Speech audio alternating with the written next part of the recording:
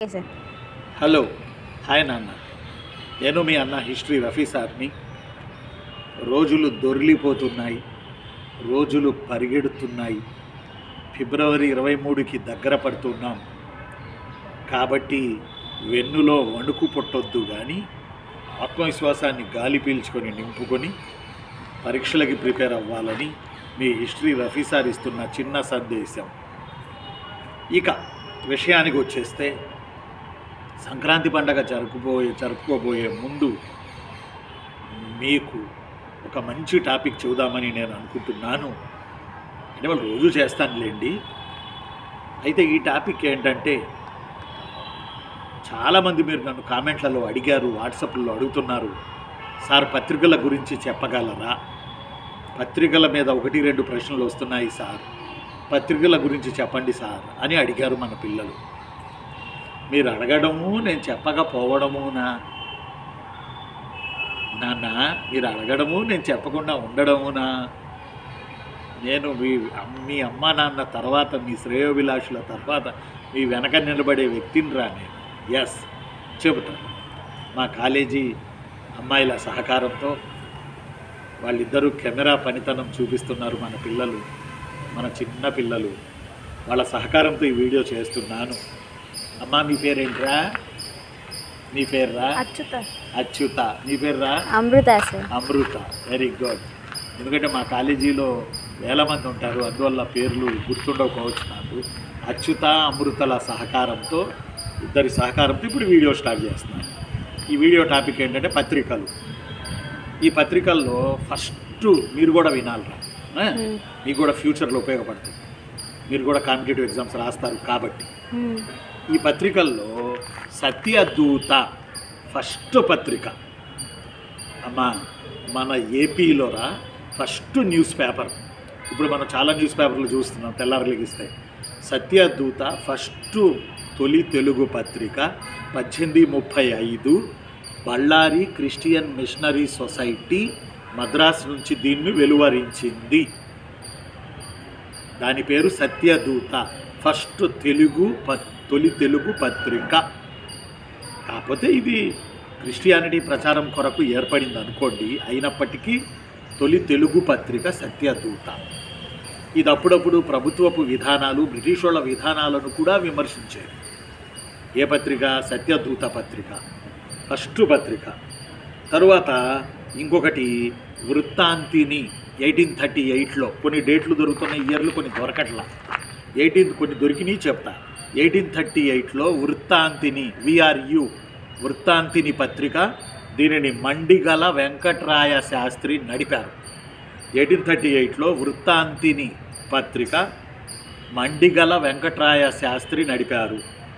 Next 1848లో Hitwadi పత్రిక Edmund జే షార్కే నడిపారు. Edmund జే షార్కే హితవాది పత్రిక 1848. నెక్స్ట్ 1864లో సుజన రంజని పత్రిక వింజమూరి కృష్ణమాచారి, బహుజనపల్లి సీతారామాంజనేయులు నడిపారు. 1864 సుజన రంజని.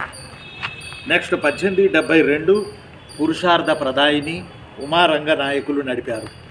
1874 వివేకవర్ధిని కందుకూరి వీరేశలింగం గారు నడిపారు. 1902 మచిలీపట్నం కృష్ణాపత్రిక దాసు వెంకట నారాయణ, కొండ వెంకటప్పయ్య గారు వ్యవస్థాపకులు. దాసు వెంకట నారాయణ ఈ పత్రికను ప్రారంభించారు. మట్నూరి కృష్ణారావు గారు ఫేమస్ చేశారు ఈ పత్రికను, కృష్ణాపత్రిక. 1908లో ఆంధ్రపత్రిక కాశీనాథ్ నాగేశ్వరరావు పంతులు గారు. నడుమధ్యలో జాతీయ కాంగ్రెస్ ఏర్పడినప్పుడు 1885లో ఆంధ్ర ప్రకాశిక అనే పత్రిక పుట్టింది. దానిని నడిపిన ఆయన ఏపీ పార్థసారథి. ఇది అడిగారు, ఆంధ్ర ప్రకాశిక ఎవరు అని. A P Parthasarathi 1885 national congress form అయినప్పుడు.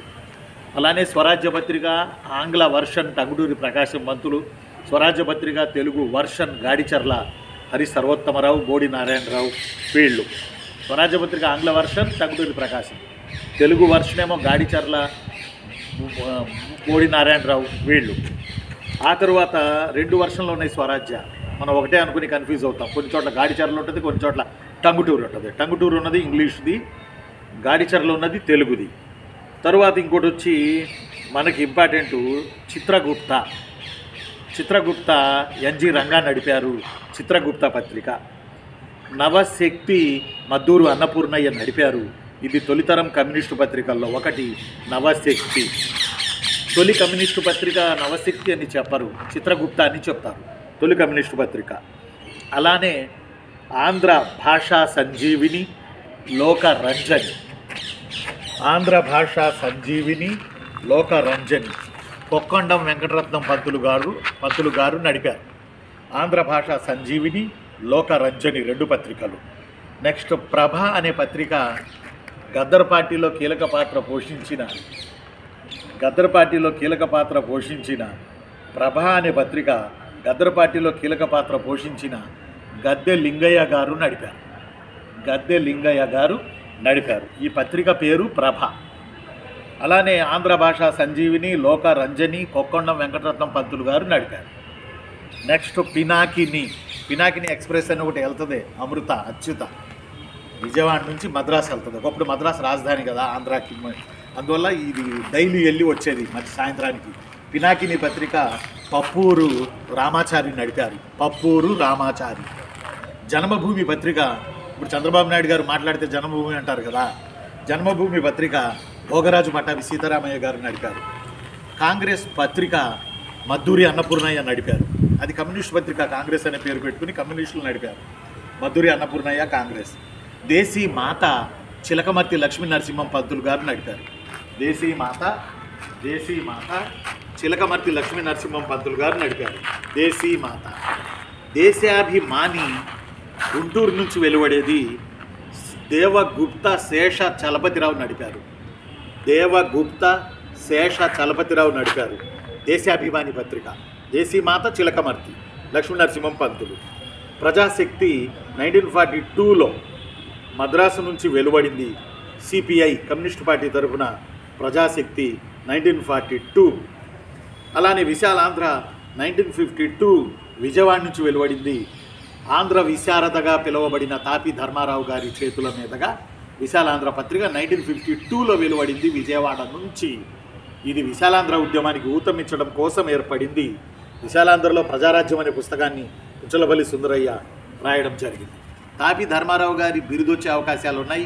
ఆంధ్ర విశారద ఎందుకో నాకు కొడుతుంది. పోయినసారి గాంధర్వ విద్యా విశారద అని అడిగారు, చల్లవ్వ వెంగి చాళుక్యుల పీరియడ్. ఈసారి ఆంధ్ర విశారద తాపి ధర్మారావు. జానపద బ్రహ్మ అని అంటేనేమో వంగబండు ప్రసాదరావు గారు జానపద బ్రహ్మ. తాపి ధర్మారావు గారు మీ అందరికీ తెలుసు, దేవాలయాల మీద బూతు బొమ్మలు ఎందుకు అనే పుస్తకం కూడా రాశారు. అలానే ఈ విశాలాంధ్ర తొలి ఎడిటర్ మద్దూరి చంద్రశేఖరరావు గారు. ఆ తదుపరి ఇక మనకి జమీందారీ రైతు, యాక్చువల్లీ దాని పేరు, కానీ 1930 లేదా 31లో స్టార్ట్ అయింది నెల్లూరులో. జమీందారీ రైతు కాస్త జమీన్ రైతు అయ్యింది. నెల్లూరు వెంకటరామ నాయుడు ఈ జమీన్ రైతు పత్రికను నడిపారు, అంటే వ్యవస్థాపకులు. దీని తొలి ఎడిటర్ జమీన్ రైతు, ఇంతవరకు చెప్పలే, నేను కొంచెం రీసెర్చ్ చేశా ఈరోజు. జమీన్ రైతు తొలి పత్రిక ఎడిటర్ చుండి జగన్నాథం. నెక్స్ట్ ఉదయని పత్రిక 1934 కొంపెల్ల జనార్దన్ రావు గారు నడిపారు ఉదయని పత్రిక. ఇక భారతి తెలుగులో తొలి సాహిత్య మాసపత్రిక 1924 కాశీనాథు నాగేశ్వరరావు పంతులు గారు నడిపారు. ఇక తొలి వ్యవసాయ పత్రిక నిజాం రాజ్యంలోనూ ఆంధ్రాలోనూ సేద్య చంద్రిక. తర్వాత జమీన్ రైతు వ్యవసాయ పోరాట పత్రిక. సేద్య చంద్రిక ఎలా వ్యవసాయం చేయాలో చెప్పిన పత్రిక. తర్వాత గాంధీ శతకం మంగినపూడి వెంకట శర్మ గాంధీ శతకం. ఆ తర్వాత గ్రంథాలయ సర్వస్వం లైబ్రరీల పత్రిక. ఇది అయ్యంకి వెంకట రమణయ్య, పాతూరు నాగభూషణం లాంటి వాళ్ళు దీనికి ఎడిటర్లుగా పనిచేశారు. గాడిచర్ల లాంటి వాళ్ళు. మొదటి ఎడిటర్ అయ్యంకి వెంకట రమణయ్యే. గ్రంథాలయ సర్వస్వం. ఇవి పత్రికలు.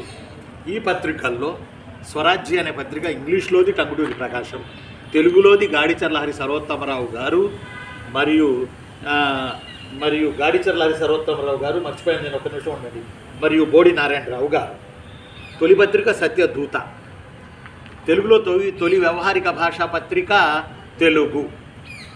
గిడుగు రామ్మూర్తి నడిపారు. తెలుగు. ఓకేనమ్మా? ఇవి గుర్తుపెట్టుకోండి నాన్న. పత్రికల గురించి మీకు క్లారిటీ ఇచ్చానని నేను అనుకుంటా ఉన్నాను. వీటిలో ఏదో ఒక 2-3 పత్రికలు మనకి ఎగ్జామ్లో తగులుతాయి. అలానే దేశీ మాత చిలకమర్తి లక్ష్మీనరసింహ పంతులు గారు, దేశాభిమాని దేవగుప్త శేషాచలపతిరావు గారు, ఇవన్నీ పత్రికలు. కొన్ని పత్రికలేమో జాతీయ ఉద్యమానికి బలంగా పనిచేసినాయి, కొన్ని పత్రికలేమో ఆంధ్ర రాష్ట్ర ఉద్యమానికి బలంగా పనిచేసినాయి, కొన్ని పత్రికలు విశాలాంధ్ర ఉద్యమానికి బలంగా పనిచేసినాయి, కొన్ని పత్రికలు కమ్యూనిస్టు ఉద్యమానికి బలంగా పనిచేసినాయి, కొన్ని పత్రికలు ఆంధ్రప్రదేశ్కి బలంగా పనిచేసినాయి, కొన్ని పత్రికలు గ్రంథాలయ ఉద్యమానికి బలంగా పనిచేసినాయి. ఇన్ని ఎయిమ్స్ అండ్ ఆబ్జెక్టివ్స్ పెట్టుకొని ఆ రోజుల్లో పత్రికలు నడిపి ఆ పత్రికల కొరకు హీలైతే ఆస్తులు అమ్ముకుని రోడ్డున పడ్డారు సంపాదకులు. మరి ఈరోజు ఎలా ఉంది? ఉంటా. నేను మీ అన్న history Rafi sir. Thank you Amrutha, thank you Achyuta, thank you very much. Like చేయండి, సబ్స్క్రైబ్ చేయండి, షేర్ చేయండి, మరింతమందికి ఉపయోగపడుతుంది. ఉంటాను రా నాన్న. Thank you.